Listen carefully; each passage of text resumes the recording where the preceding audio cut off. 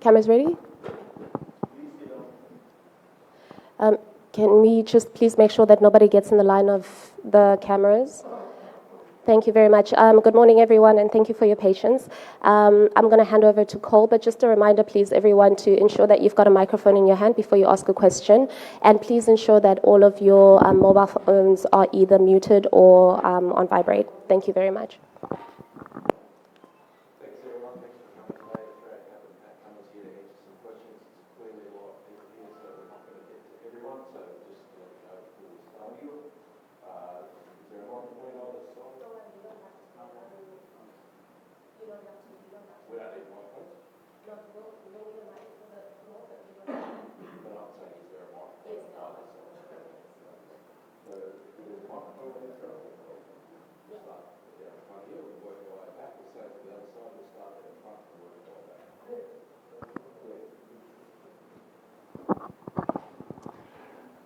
G'day, Pat. First questions first. Have you had a look at the pitch? Yeah, just had a look. And what did you make of it? Again, I'm not a great pitch reader, but looked pretty firm. They've only just watered it, so yeah, give it another 24 hours and have a look. But looks like a pretty good wicket. Has it been used before? Yes, I think Pakistan played someone there. So how do you expect it to play compared to Calcutta? Yeah, hard to know. I think it's been a bit more high scoring here throughout the tournament. Yeah, it's been a pretty good wicket, so yeah, hard to say. Pat, all the best for the final. People are already building it up as India coming hard at you for the 2003 revenge as well as the WTC final, which you also played as a captain and won it. So, and Indians also have the home advantage. You expect the Indians to come really hard at you, especially when they are in a kind of form which Australians were in 2003 and 2007.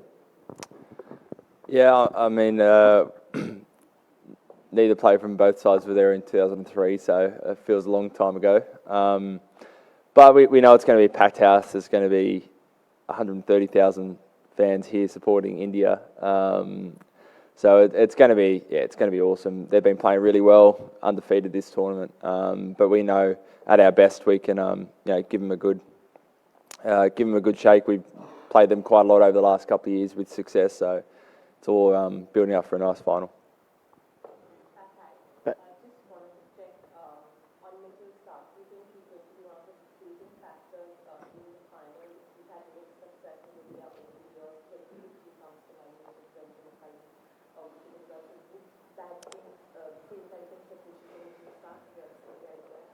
I mean, I wouldn't be surprised. The way he bowled a couple of nights ago up in Kolkata was fantastic. Bowled 7 straight, a couple of key wickets, could have easily had a couple of more. So, opening partnership between him and Joshy Hazlewood's going to be a big one for us.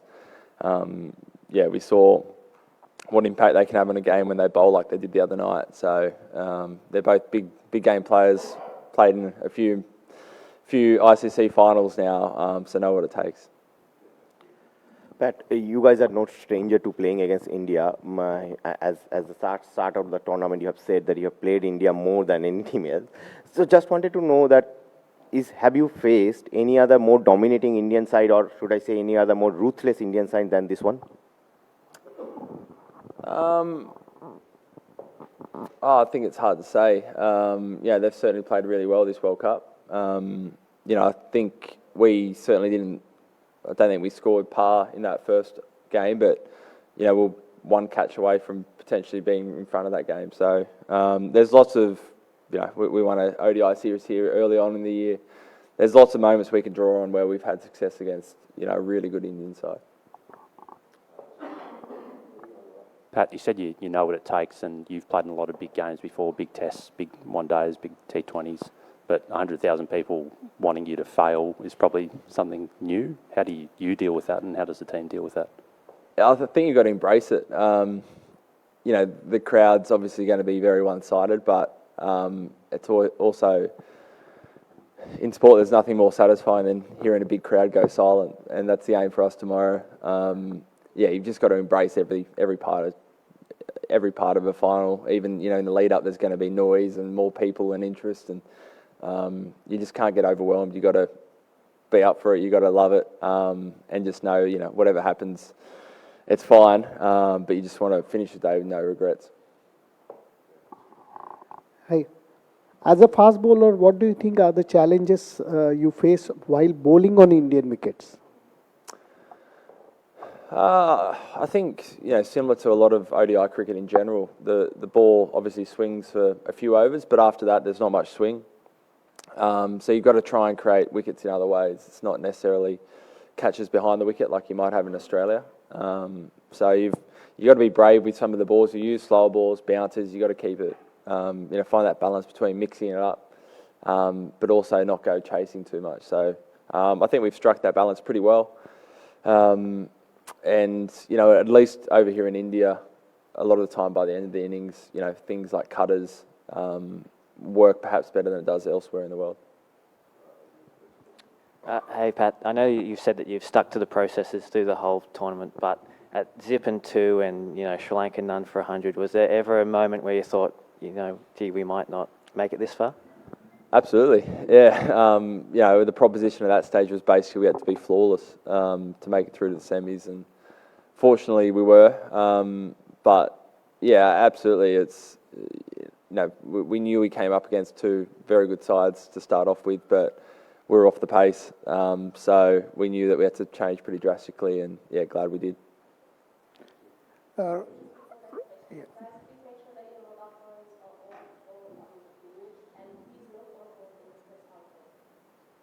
But reaching the final without a dominant show, unlike in the past, how does it feel to take on a dominant India? But does the tag of 8 finalists, 5 winners play a role? Yeah, I think with experience, and fortunately some of that experience is playing in World Cups where we've been dominant, we've won before. I think one of the pleasing things is I still don't feel like we've played the complete game, maybe against Netherlands, but outside of that, we probably haven't. There's been no huge wins. We've had to fight for every win, but we've found a way to win, and different players have stood up at different times. So I think taking that confidence, knowing that we don't have to be at our absolute best to challenge any team, we can find a way through it. I'm sure we'll draw a lot of confidence. All the boys draw a lot of confidence from that going into tomorrow. G'day, Pat. Has everyone pulled up okay from the other night? And I suppose as an extension, do you expect to go in unchanged? Yeah, everyone's fine. So no injury issues at all. So we'll, coaches and selectors haven't assessed the wicket, so they'll come down tonight, have a look, and we'll pick a team later tonight.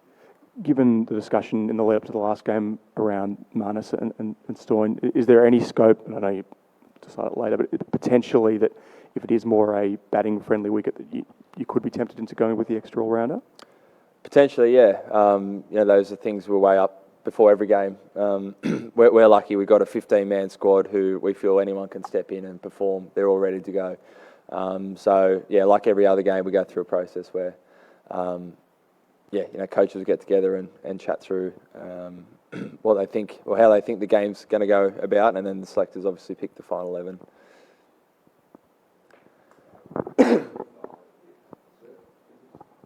Which Indian bowler or a batsman challenging for your team tomorrow? They're all pretty well rounded in all departments. The one guy that didn't play at the start of the tournament who's done really well is obviously Mohammad Shemi. He's a class bowler to right and left armers, so he's going to be a big one. But again, these are guys we've played a lot, so all our batters can draw on moments where they've taken on these bowlers and done well. Pat, just the year that you guys have had, like you've been on the road a lot, came close to winning a test series in India, sort of, the World Test Championship final, retaining the Ashes, and now from where you were against Sri Lanka to here, is this like the cherry on top? And like, how do you just sum up the year that you have as captain and as a team? It's been a huge year. There are 4 marquee events that if you have one of those in an off-season, it's a big off-season. We've got 4 of them. So being really proud of all those things you mentioned, not only the wins, but, the guys have spent, for some of the guys, probably spent less than a couple of weeks in their own bed since the end of the Aussie summer. So, one thing that stayed consistent has been the morale in the group. The guys have been awesome. They're so up for every game they play. And, to put ourselves in a position of this, it would just top off an incredible year. And, probably a career-defining year that a lot of us will look back on in years to come and be pretty proud of. Hi, Pat. Of all the teams, are Australia most equipped mentally to be immune to a partisan crowd of this size? Potentially. We play over here in India a lot, so the noise is not something new. I think on this scale it's probably bigger than we would have experienced before, but it's not something totally foreign to what we've had before. So everyone deals with it slightly differently. You see Davey probably dancing and winning the crowd over. Other guys just staying in their own bubble, but it should be good. Hello, Pat. Apart from Shami, who else has particularly impressed you in this India side at the tournament so far, having already played them once? I think again, they're pretty well rounded. They've got 5 guys that bowl 10 overs pretty much every match. I think their spinners have done well through the middle overs, Kuldeep and Jadeja. So they're going to be a tough proposition like they always are. But they've won every game, so they've been very impressive.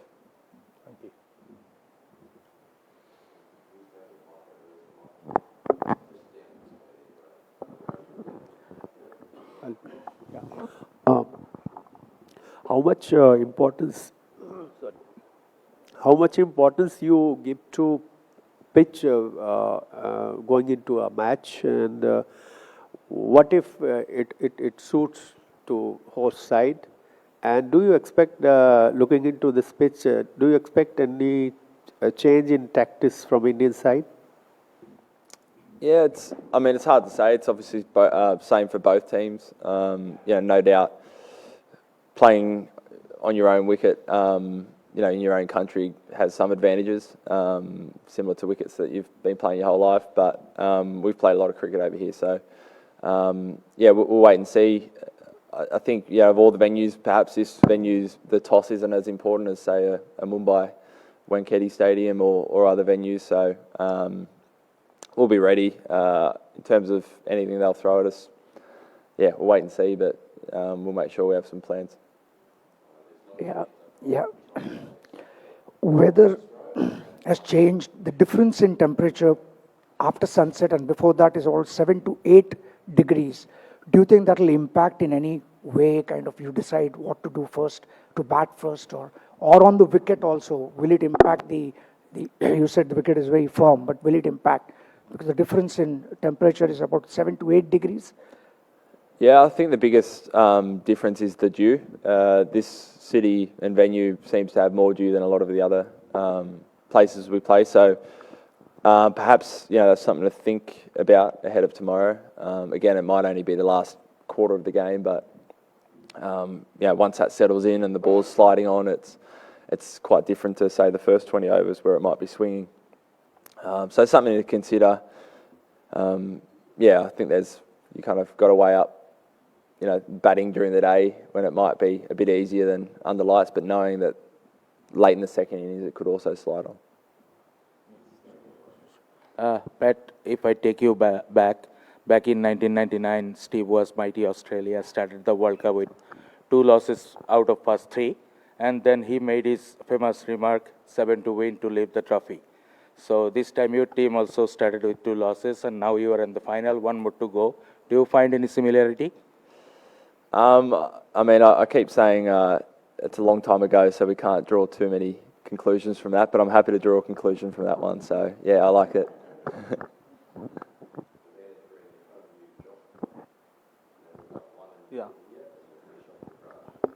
Hi, Pat. Any special plan for Virat Kohli and Rohit Sharma? It was a specific plan, did you say? We'll have a couple of thoughts, and they're 2 class players, so we'll come up with some plans, but nothing specific. Pat, In the past, a lot of illustrious names have led Australia to titles. For you personally, what would it mean? Have you thought about what would it mean for you personally to probably do that? And is the ODI World Cup still the pinnacle, at least in terms of white ball cricket for you guys?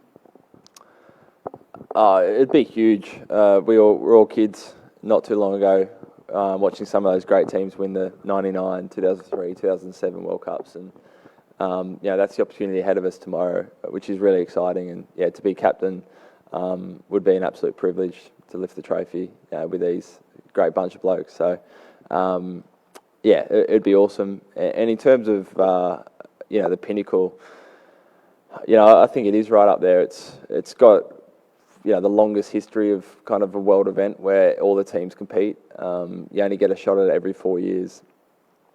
So, even if you have a long career, you might only play in 2 of these events. It's 2015 still a career highlight for me. So I think tomorrow if we win, I might pip it. Here, Australia has a reputation of winning, know how to win World Cup titles. You guys are 5-time champions and going against 2-time champions. Do you feel like you are the favourites? Don't know about that. I think it's going to be an even match. I think you can make a case for either side. The good thing is I think we've got 6 or 7 guys that won it in 2015. So we know that feeling. Even more of the guys that were there in the T20 World Cup, different format, but pretty much everyone, at least a dozen of the 15 have won a World Cup and know what it takes and know that feeling and won't be afraid to go out there and be brave and take the game on. Thanks all.